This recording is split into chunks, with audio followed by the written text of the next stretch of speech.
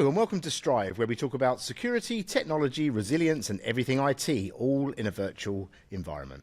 I'm Darren Thomson, your host and Field CTO at Commvault. And I'm joined today by Stephen Foskett, founder of Tech Field Day, part of the Futurum Group. Now today we're going to dive into a concept that's reshaping enterprises as we think about continuity and recovery, the subject of ResOps. We're also going to spend some time discussing mean time to clean recovery and how new metrics like this are changing what good looks like in the modern resilience framework. Stephen, welcome to Strive. Thanks a lot. It's great to be here in New York for Commvault SHIFT.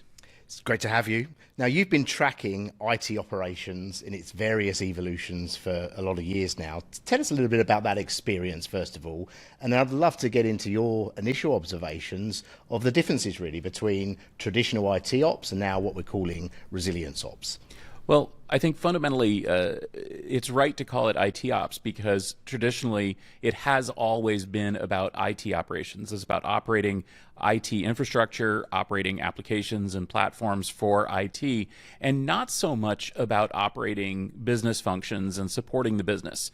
Early in my career, I was part of the IT operations staff, and it was true that in many cases I didn't even know what applications were running on the infrastructure that I was supposed to be supporting, right, let alone actually building infrastructure that was capable of supporting their needs. Right, yeah, interesting. And so I think we're seeing more and more a focus on technology as well as people and process and everything that surrounds that. In some ways, taking the IT away, I think, is probably a good thing. It gives people a slightly different focus. Talk to us about what you're seeing now in terms of this initial change and give us some comparisons from what you've seen, again, traditionally and the definition of resilience ops. Well, traditionally, data protection was handled by IT. And again, the challenge for IT was that, frankly, they didn't understand anything about what that data was, what its needs were. And so what we would do is we would essentially put together standard metrics like RTO and RPO. We would attempt to meet those requirements, and we would sort of hope for the best. And what I think is happening now, especially with the rise of DevOps, we're seeing companies looking at ways of more tightly integrating IT infrastructure and applications with software development and ultimately with the needs of the business. Right, that makes sense. And talking of the business, how do you see this organized? So I often get the question, well, if we're moving in this direction, we're bringing SecOps, InfraOps, DevOps together, what does that do to the organization and the organizational structures? Are we going to see new roles develop, do you think, and emerge? Yeah, I think one of the challenges on that point is that in many companies, security and cyber resilience are handled by a sort of a cyber person at the C-level, whereas IT infrastructure is handled typically by a different person, and in many cases, software development is handled by a third person.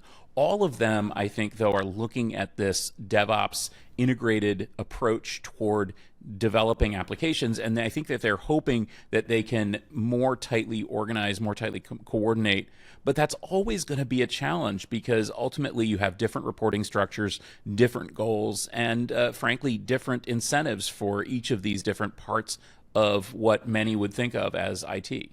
Yeah, it's interesting. Something we've been doing recently at Commvault is deliberately forcing those disparate teams into a room to workshop something out, to work on some problem.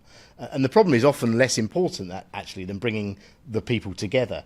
Are there other things, other sort of tips that you have for people in terms of how we can start breaking down these silos and have these various disciplines start to work together?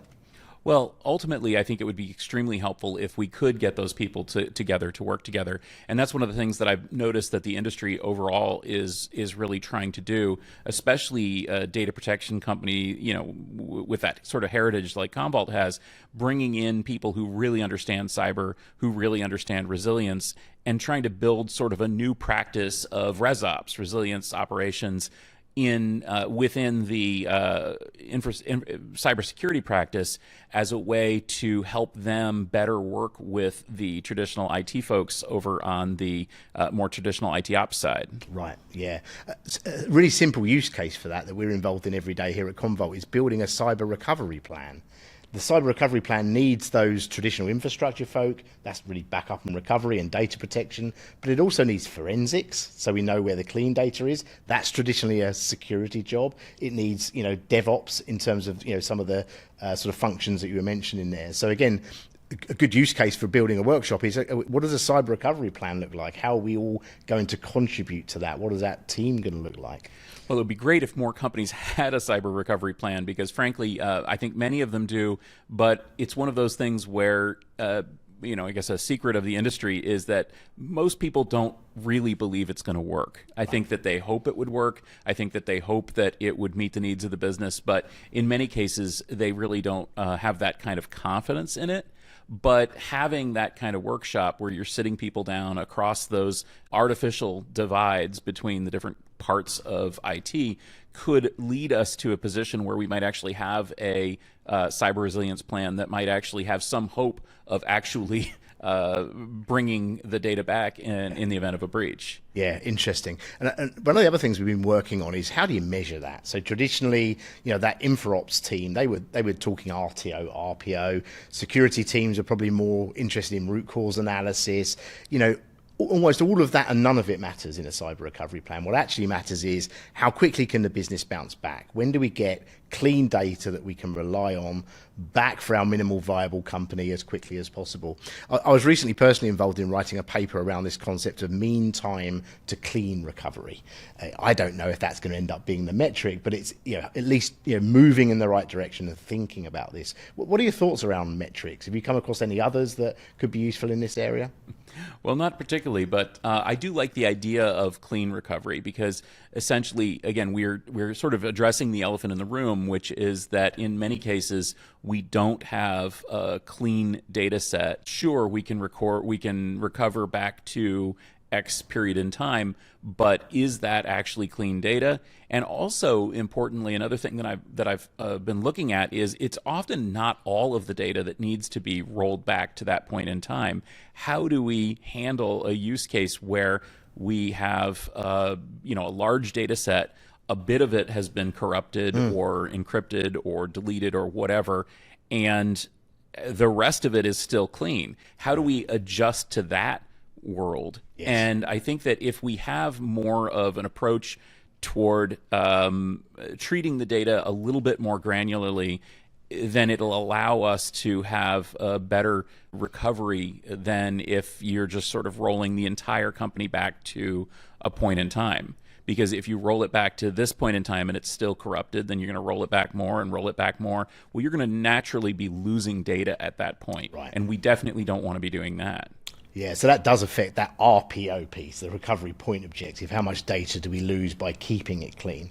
And obviously we're sitting here now in New York City at the SHIFT conference, and one of the things we're announcing is exactly that, is granular synthetic recovery. So the leveraging of threat intelligence, anomaly detection and AI, so that Commvault itself can construct you a synthetic backup based on what's clean, which hopefully is going to really help those recovery use cases.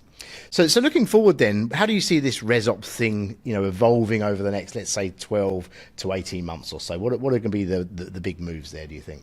Well, I hope that what's going to happen is that getting people together across these disciplines is going to help businesses be able to more effectively and more realistically recover. I hope that it will allow them to better respond to the really increasing threats that are happening right now with cyber. It's a terrible time because people are applying AI to develop ever more difficult to defeat cyber threats. Right. We're seeing, ever better phishing attacks. We're seeing all sorts of problems that are essentially going to pose a challenge to every business, and every business needs to be thinking about how can they respond when that happens.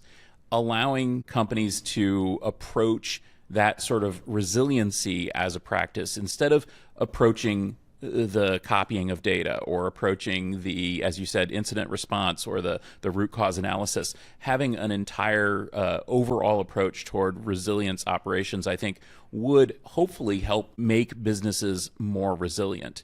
But at the very least, I think that it's important to do what you said, which is to get these folks together, have them sit down at the table, and have them discuss really what their needs are and what their capabilities are. Because again, many people on the security side of the divide may not understand what the technology can really do at this point. And many on the technology side may not really understand what the cyber threats look like. And I think that that actually could be not just a positive outcome for businesses, but actually kind of, frankly, an enjoyable outcome for the folks that are involved in those situations, because all of them have something to learn. And if I've learned one thing, it's that technical people tend to be very inquisitive. They tend to enjoy these new challenges. They tend to enjoy rising to the occasion. And who doesn't want to be the hero after a cyber attack? Right. Yeah, absolutely. And look, I'm a technologist. I work for a technology company. I'm incredibly excited about things like synthetic recovery and clean room and some of these innovative technologies that allow us to do some of this stuff. But without the changes to people and culture and process and governance, none of this is going to come to anything at all. So I think, the ResOps thing is exciting for me because it could really be the basis of, where this technology fits, how people collaborate, how people learn to measure things in different ways. So I think that's very exciting. So Stephen, we're out of time. Thank you so much for being with us, first of all, here in New York at our Shift event, but particularly for being on the Strive podcast with us. Thanks for joining us. Well, it's great to be here. Thanks for having me. So that's where we'll wrap up today's conversation and this episode of Strive. Thanks again to Stephen for joining me and to unpack what it takes to make resilience measurable, continuous and intelligent. If today's discussion has got you thinking about how you can strengthen your own organizational resilience, please reach out to us at Commvault. Take a look at the website. Thanks for listening to Strive.